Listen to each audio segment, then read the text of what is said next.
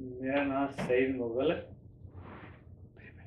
ते मैं 1936 च मजंग लाहौर शहर पैदा होया सा। 45 ਦੇ ਵਿੱਚ ਮੇਰੀ ਉਮਰ ਕੋਈ 11 ਦੇ ਕਰੀਬ ਸੀ, ਲੇਕਿਨ ਉਸ ਤੋਂ ਪਹਿਲੇ ਇਹ ਹਵਾ ਚੱਲ ਪਈ ਸੀ ਕਿ ਅੰਗਰੇਜ਼ਾਂ ਨੇ ਇੰਡੀਆ ਛੱਡ ਕੇ ਟੁਰ ਜਾਣਾ ਔਰ ਮੋਸਟ ਲਾਈਕਲੀ ਇਹਦੀ ਪਾਰਟੀਸ਼ਨ ਹੋ ਜਾਏਗੀ ਤੇ ਜਿਹੜੇ ਮੁਸਲਿਮ ਪਾਪੂਲੇਸ਼ਨ ਦੇ एरियाज ने वो पाकिस्तान बनेंगे तो दूसरा इंडिया बन जाएगा। और उस दे हिसाब नाल देखा कि भाई ਇਹਦੇ हर जगह ते पापूलेशन मिक्स सी, भावें कि मेजोरिटी भी होवे मुसलमानों की, हिंदुओं की, सिखों की, लेकिन मिक्स पापूलेशन सारी रहती, सारे लोग अपना इकट्ठे रहते हैं। लेकिन वो जिसले ये पता लगा कि इस मुल्क का बखेरा होना है या पार्टीशन हो जाना तो लोगों ने एक दूसरे को बड़े शक की नज़र नाल देखना शुरू कर दिता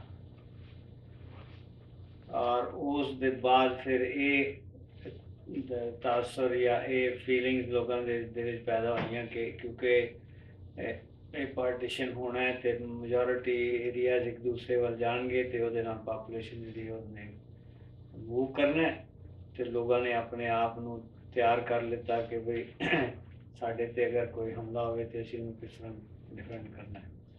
लेकिन ये कभी किसी ने सोचा ही नहीं सी कि इस कदर तबाही और कत्लो गारत होएगी जिसले के पार्टीशन हो जाएगा और अंग्रेज चले जाएंगे। वो देखते आया इस कदर मूवमेंट हुई है फीलिंग्स दी और उसके बाद पापूलेशन दी और लोग एक दूसरे के दुश्मन बन गए। मैं अपनी ज़िंदगी इस कदर तबाही, कत्लो गारत और जंगबाजी नहीं देखी जो उन्होंने दिन देखी और वह तासर हम तक मेरे दिल और दिमाग में मौजूद है। 7वीं जमात तक मेरे साढ़े नाल हिंदू सी दोस्त सिख एक दो सिख भी साढ़े क्लास फेलो सन। एक हिंदू मुंडा मेरी उम्र का होंदा सी, उसदा नाम सी रामचरण, मैनूं याद इस तरह पैंदा है। तो स्कूल दे विच साढ़े जिहड़े हैडमास्टर सन गुलजार साहब, उन्होंने असी दो वही वो जो रामचरण वो भी बड़ा स्पैशल स्टूडेंट सी ते मैनूं भी काफ़ी अच्छे अफैक्शन मिलती सी और उस्ताद सारे बहुत प्यार मुहब्बत करते सन, बड़ा ख्याल रखते सन पढ़ाई वाल और हर चीज़ का। तो एक मैंने गल याद है कि उन्हें उस हिंदू मुंडे का नाम उन्होंने रखा सी स्पैशल एज घोगा। तो जिसले मैं स्कूल आया एक साल वो मेरे नाल एक साल अगे सी ते मेरा नाम फिर उन्होंने घोगा नंबर 2 रखा। अच्छा। तो वो बस अफेक्शन नाल जो उन्होंने उस्ताद सन बड़ा प्यार करते सन। ये मतलब याद नहीं, लेकिन काफ़ी सन मेरा ख्याल है कि एटलीस्ट टोटल क्लासा 5वीं तो लैके 10 तक कम से कम 500-600 स्टूडेंट तो होएगा। ऑलमोस्ट 100 सवा 100 हर सैक्शन हर क्लास होंगे सर और हर क्लास के 3-3 4-4 सैक्शन होंगे। खैर वो स्कूल उसके बाद 47 समर जिसले आया पार्टीशन होया स्कूल उन्होंने दिनों बंद सन, लेकिन क्योंकि बहुत ज़्यादा डिस्टर्बेंस शुरू हो गई लोगों ने एक दूसरे की प्रॉपर्टी को अग्गां लगानियां शुरू कर दी सो दैट कि लोग इतों निकलन नसन या।